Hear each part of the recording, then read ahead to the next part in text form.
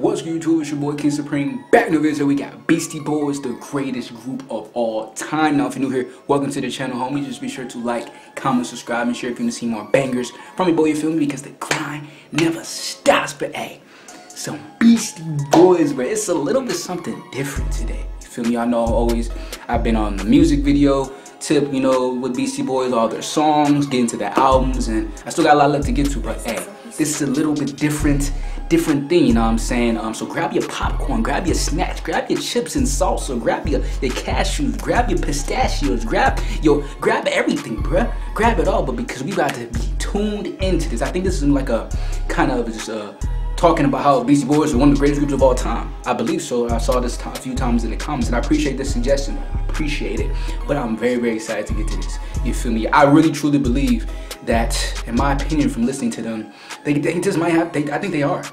You feel me? Obviously, there's a lot of different groups. Them, Run DMC, a whole lot of other groups. But me personally, I might have to put them up, though. I might have to put them up a great group all the time. But we gonna see how. I don't want to talk your head up too much. We gonna see what they have to say. What up, though? I'm Merce, Hip Hop DX, and this is the breakdown. A few weeks back, I claimed that the Beastie Boys were the greatest group of all time. Yeah. Now it's time to back it up. Back it up. First off, the Wu-Tang Clan is not a group in my opinion. It's a crew. A group is where all members of the group are on a great majority of the songs. Ooh. I forgot about Wu-Tang Clan, but he's got a point though. Also, it's a crew. A group is where all members of the group are on a great majority of the songs, if not all of them. Mm-hmm. Also, I am not talking about best or favorite. I am talking greatest. Achievements, consistency, quality, and overall impact on the culture. Beastie Boys, greatest group of all time. Let's break it down. Okay, I'm about to get tuned in. You already seem like you know what he's talking about. MCA, Ad Rock, and Mike D. The boys. 3 MCs from NYC. The boys. They didn't start out this way originally. They were a hardcore punk band. Yes, they played instruments, screamed the whole nine. Opening for acts like the Misfits, Dead Kennedys, and the legendary Bad Brains. In 1983, they released the Cookie Puss EP. The title track features some scratching over a hip-hop style beat they created, and a member of the band placing vulgar prank calls to Carvel ice cream. May I help you? Yes, what's your name? Hello? Hello, man, you got Cookie Puss's number? Here's my supervisor, he'll help you. Yo, man, where's the supervisor at? I got the number anyway, baby. Bitch, hang up on me. Believe it or not, that song became popular in nightclubs and on college radio. So much so that the group had to hire a DJ in order to be able to play the song during their punk set. That DJ was an NYU student named Rick Rubin, who soon after becoming their DJ would quit to focus on his small indie rap label called Def Jam, which he started with his friend Russell Simmons. Also, around this time, drummer Kate Schellenbach would leave the group and the boys would go full-on hip-hop, adopting their official rap monikers MCA, Ad Rock, and Mike D. Rick then offered them a deal on his Def Jam label. And in 1984, the group put out their 12-inch Rock Hard. From there, they released more singles, which created a buzz that got them on a slew of tours, 2 of the largest being supporting spots on Madonna's Virgin Tour and then on Run DMC's groundbreaking Raising Hell Tour. This was the beginning of them keeping a foot in each world, one in the hip-hop world and one in the pop-rock world. They went on tour with Madonna and curated a crowd of young white tweens. Then following that, they went on tour with Run DMC, where these same kids came out to see them with their parents, and on stage was an inflatable penis, beer cans, and strippers. Damn. Yes, they were the pioneers of the pornographic hip-hop performance. The same type of nasty as they want to be antics that would land 2 Live Crew in jail years later. Damn. But while pissing off the parents of their young white fans, they still had to rock these black kids in the crowd who weren't trying to hear them. They were there to see Run DMC, LL Cool J, and Houdini. Here's what those who were there had to say. And when the Beasties first came on, they were not greeted with widespread approval, but usually by the end of their set, they would have won the audience over. So they had to gain the approval and everyone, because they were coming for Cool J, they was coming for Run DMC, but they had to gain the approval because they were like, because people were like, who are these guys? Who are these guys? But as he said, by the end of the set, they stole the show. Hey, I love this video already, man. I knew from the beginning. I was like, you know, he about to break the fuck out of this shit down. He about to break this shit down to a T, bro. It's already, and we only 3 minutes in. They did that pretty quickly. We did a show in Virginia, and you had 5,000 little black girls screaming and hollering, trying to get to them. Wanting to have a good time and loving the guys just generally because they were real with what they were trying to say. They weren't trying to be black. They were trying to be the Beastie Boys. Right. And it worked, and it translated. The music translated, not the color. Keep in mind that they got both of these gigs before they even put out a full-length album. They did have some bangers out though. Hold It Now, Hit It, She's On It, Paul Revere, and The New Style. And all this momentum culminated into what Rolling Stone called 3 idiots creating a masterpiece. And on November 15th, 1986, the Beastie Boys released their debut LP. We all know what it's called, but don't nobody say it like legendary talk show host and comedian Joan Rivers. Their newest album is called License to Kill, and it went platinum after only 8 weeks. License to Kill, right? They had to correct her. Well, I'm telling you, I got my stupid contacts in. Hold on. Okay, sorry about this. Their album is called License to Ill. That's a stupid name for an album. The note of jealousy in your voice? Well, as soon as it's called License to Kill, it would have gone platinum in 4 weeks. Anyhow. Sounds like a lot of jealousy. While it didn't go platinum in 4 weeks, it did become the first rap record to hit #1 on the Billboard charts. It also hit #2 on the R&B charts. I don't believe there was a rap chart at the time. And once again, a foot in both worlds. License to Ill went on to be the biggest selling rap record of the 1980s, to this day selling over 10 million copies. That's fucking insane. This is just the beginning. Now for all of you at home thinking their skin colors what got them over, let's take a second to add it up. They started out in '82 as a punk band, sneaking into clubs, playing when they could, paying their dues.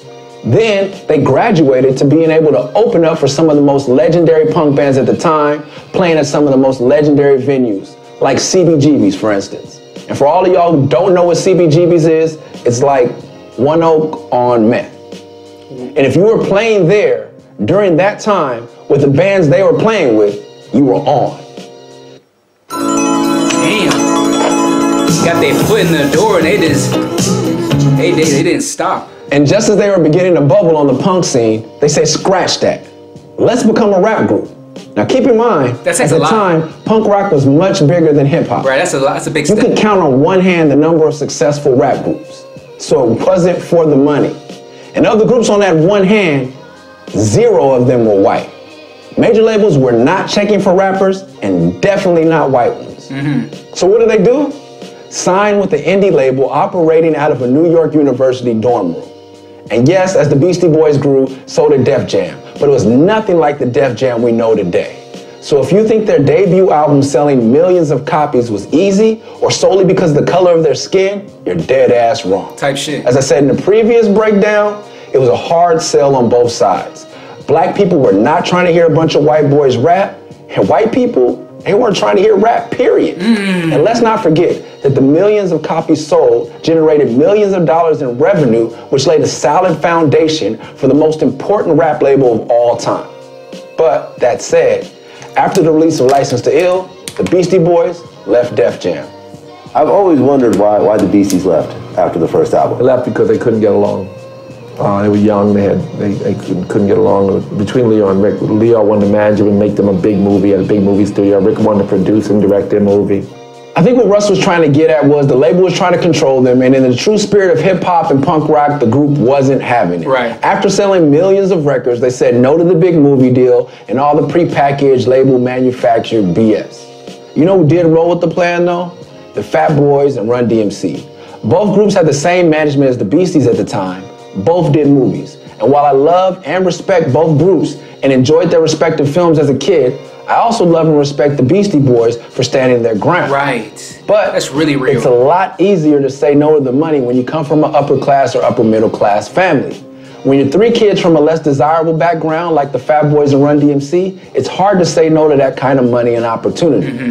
Whatever the case, it took a lot of courage for the Beastie Boys to make that decision.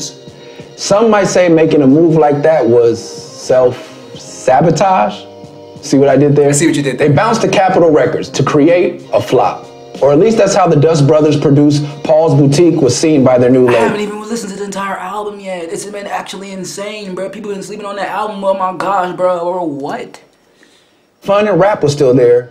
Leaving Def Jam, then creating a new sound, seemed to alienate some of their black fan base. And not being as raunchy, rock and roll, and repugnant as they were on Fight for Your Right to Party, alienated some of their white fan base. Fight for Your Right to Party was their biggest hit from License to Ill. Yeah. The majority of their fans wanted something else. Possibly the most sample-heavy album in the history of hip-hop. Yeah. According to Mike Simpson of the Dust Brothers, there are 100 to 300 samples on the album. Oh my fucking gosh. Rather than give the world more of the same, the Beastie Boys decided to give the world more cowbell with their lead single, Hey Ladies. Hey, ladies, get funky. All the ladies in the house. They had so many bangers, bro. I love this video. Usually when a group has such huge success with such a specific sound, they don't decide to go hard left on their follow-up album. And it's probably why Paul's Boutique didn't do the numbers at first. It barely went gold. But 10 years later, it was double platinum and recognized by critics worldwide as one of the greatest hip-hop albums of all time. Wow. This is another lane they pioneered, so that years later, people like Kanye West could do things like Hot from Graduation to 808s and Heartbreaks, which just like Paul's Boutique, a lot of y'all hated at first. But now, young artists from Tyler to Uzi are citing it as one of their biggest influence. And also, just like Paul's Boutique, 10 years later, 808s and Heartbreaks is approaching double platinum. Oh my. From there, we can fast forward to 1990. Bro, the points he's making is so factual, bro. Oh my God, they were true pioneers. Oh my goodness. Check Your Head, Yes. their third album, where they returned to their roots of live instrumentation, Gratitude, adding keyboardist Money Mark and producer Mario C to the roster. They smacked the world in the face with the psychedelic sounds of their second single, So What You... Once again, sounding like no one else in the game and winning. The album went triple platinum. They did 2 tours to support the album, one with the Rollins Band, one with Cypress Hill. 1 foot in the rock world, 1 foot in the rap world. And speaking of rock, rap, rock, they were the first dudes on that level to do the DJ, rapper, and live instrument thing. So that whole rap rock shit, yeah, that's the Beastie Boys. Setting the stage for such groups as Limp Bizkit, Korn, Linkin Park, and Rage Against the Machine. No biggie. Next up was Ill Communication. 2 years later, in 1994. The first single, Sabotage, is probably one of the most epic songs and videos ever. This 70s themed masterpiece. That was the first ever song I got to by Beastie Boys. Y'all can go check it out. Sabotage was the first. I was like, who the fuck are these guys, man? I said, who the fuck are these guys? Video. This video with the Beasties made him hot in the hip-hop world. And Spike would go on to direct many a classic rap video, like the Rap in Reverse Drop by the West Coast legends The Pharcyde, the posthumous heartwarming classic he did for Biggie's Sky's the Limit, and Otis from Watch the Throne, the collab LP with the great Jay-Z and Mr. Kanye West himself. Dang. While Spike didn't shoot the visual for the album's final single, Root Down, it was still just as important because it showed and told the world that they had not forgotten where they came from and the culture that made it all possible. Right.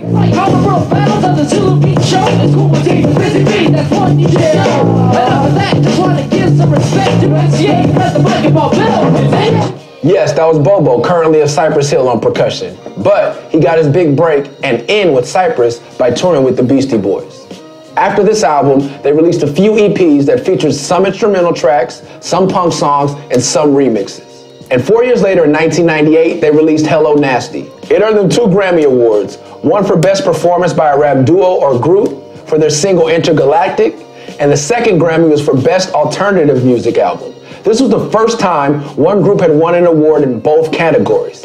Keeping a foot planted in each world finally paid off in a big way. At this point, no other rap group from the 80s was still going platinum or receiving Grammys for their new work.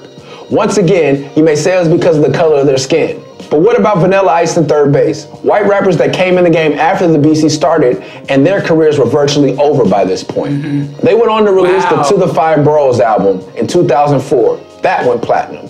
Then the Mix-Up in 2007, which was another instrumental project. Songs do they and got? finally, their last album, Hot Sauce Committee Part 2 in 2011, which marks the end of their recording career due to the tragic passing of MCA in 2012. R.I.P. MCA, man. Oh, hey! Bro, how many fucking songs do they have? I know y'all said they had a lot of music. I thought, like, I was like, damn, because I read to, like, I think about, like, 25 songs from them so far. I'm like, damn, I must be getting, like, damn, I'm not even close. And they were still creating platinum records and shit. Yeah. Bro, what is going on? This is an amazing video. Let me know how y'all feel about it in the comments, bro. But I'm really, like, I'm even writing some stuff down. I'm hearing this, like, this shit is, like, crazy. Shout out to my dog who made this video right here, man. But shout out to DX before we close out, there's more. There's a Tibetan freedom concerts that MCA put together featuring some of the biggest bands in the world and raised millions of dollars for the cause. There was Mike D's venture into fashion with a hugely successful extra-large clothing brand, which is still around today. The group's label imprint Grand Royal, which for a brief time was home to underground rappers like Mr. Liff and Abstract Rude. They also had a magazine by the same name, and one Grand Royal issue Oxford credits with coining the term mullet. Their DJ after Rick Rubin was the New York Dr. Dre, who went on to be a co-host on Yo MTV Raps. Their next DJ was Hurricane, who was also part of one of my favorite gimmick groups of the 1990s, the Afros. Why do you wear that afro? It's none of your business, so leave me alone. Stop calling me on the phone, asking me questions about my phone. Do you use Jericho juice? No. Stop calling me. What? This is Unit Soul. damn. The biggest selling rap group of all time. Damn. No other group even comes close. Damn. The longevity, the numbers, the creative boundaries they push. Consistency. Is it because the color of their skin? No. Yes and no. Not all of it. Ironically, the same factors that helped create hip-hop, like lack of music programs in inner city schools, gave the private school kids like the Beastie Boys the unfair advantage and tools to expand and evolve musically. White privilege. But there's also the super trendy fans in the black community that expect their artists to change with the times to stay relevant. A lot of white fans don't. They just want their artists to stay creative. This has nothing to do with white privilege and everything to do with those fans in the black community that need to learn to respect and support our legends. Right. Instead of only supporting the newest next shit. But what about LL Cool J? He's a black artist from the same era whose career has lasted just as long. Aha. But in order to remain relevant to his core urban fan base, he had to begin collaborating with younger rappers, hot-at-the-moment producers, and R&B singers. What about Jay-Z? His career now spans 2 decades. Right. Yes, he's always collaborated with younger artists and hot producers, but especially at the beginning of his 2nd decade with albums like Kingdom Come and American Gangster, when sales and acclaim started to drift off. Bro, I got a lot of stuff still to react to because I'm seeing all this. There's so much music I gotta get to, y'all. Array of R&B artists like Alicia Keys and Justin Timberlake. Then team up with the new king Kanye West for a collab album to right the ship and make some of his biggest selling records ever.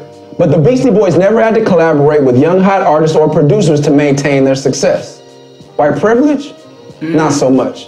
Once again, it's the urban demographic being too trendy for its own good. But them getting booked for the Madonna tour without even having an album out? Definitely white privilege.